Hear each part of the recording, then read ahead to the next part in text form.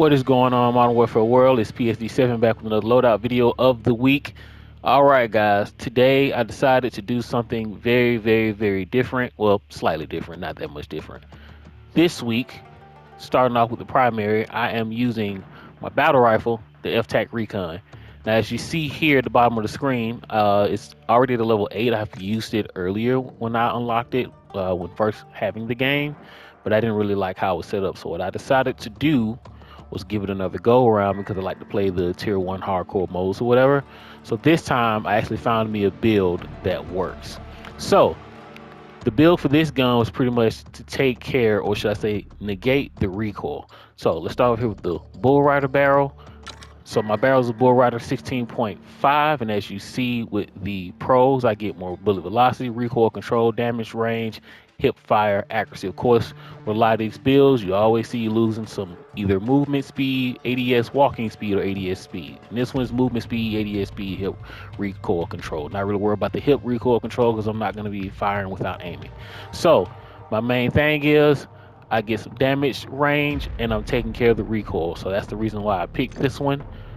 To the underbarrel, I decided to go with the grenade launcher just to have a little fun. So I'm not really worried about the movement speed or ADS speed. I've actually used this a couple times and hey, I really like it. Moving on to the optic, the Mini Tac 40, just something to, give me a dot, nothing too big that's gonna just take over, my optic. So really didn't have a particular one I wanted to use on this one, just wanted an optic. And moving on to the stock, I'm using the Demo Precision Elite Factory stock, which is basically just the last one of the ones you can pick for the FTAC. And as you see, it's a pro recoil control. So that definitely helps out a lot. And I'll show you how this build is how it works when I go into the firing range. And to the grip, I use the Seiken ZX grip, which once again offers me more recoil control at the con of aiming stability. Now again, when I'm using this gun, a lot of those cons you don't really recognize too tough. So I tried it out. I liked it. Hey, why not? This is what I'm running with. And as far as my camo, I'm running with the sand camo. Going into my secondary, this time I'm using the X12, and I haven't really used this as much. I only use the X13, which should be kind of crazy. The X13 is not even unlocked, but I have it unlocked through, the Battle Pass blueprints. But I want to go ahead and level up with the X12. It's actually not a bad gun. So the only two things I have for this is the barrel, which is going to give me movement speed, ADS speed. At the negative of bullet velocity and recoil control, but I won't be using this gun that much, unless it's close quarters, up and personal. That way I know I can, get my shots off. And other than that, I have the XRK Lightning Fire, which is basically going to give me a little bit more of fire rate. And just to finish it off, I gave it the sand camo as well, which is why you see the slide, the trigger, and the clip or the magazine has that sand color to it. Now, this one, I just wanted to build that. I took care of a little bit of recoil in that as well, but this is mostly for the FTAC. So as you guys see, if you use the FTAC, the gun has, vertical recoil, but I kind of negated that with the build that I put on there.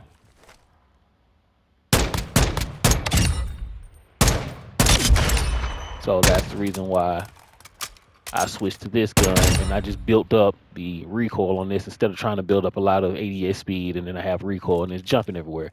And as far as the pistol, normally I put sights on my pistol, but as you always know, whenever you're using a weapon that is stock, or at least with no optic, it's actually aiming down speed is the best.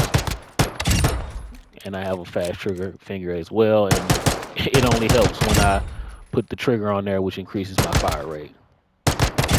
So that's pretty much enough of this. Like I said, this is what I wanted to use this week. Moving into my tactical flash grenade, lethal is proximity mine. And why I switch it up a little bit is when I go into my perk packages. This week, I decided to create me another one, and it's going to be a little bit different. We're using tracker, which you can see your enemy footprints and death markers are visible, so you know where they were killed at or when you killed them as well.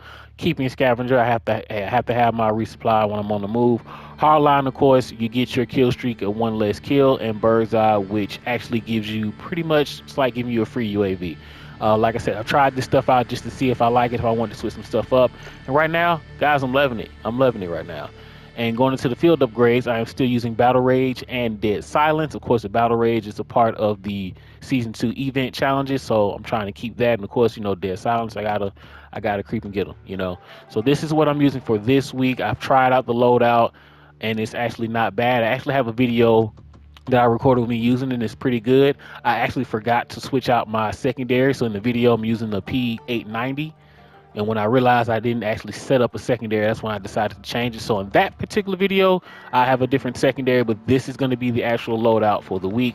So I will have some more videos coming up, and I'm actually going to try a couple of different modes, maybe like the gun game mode or something like that. And I'll put up a video of that.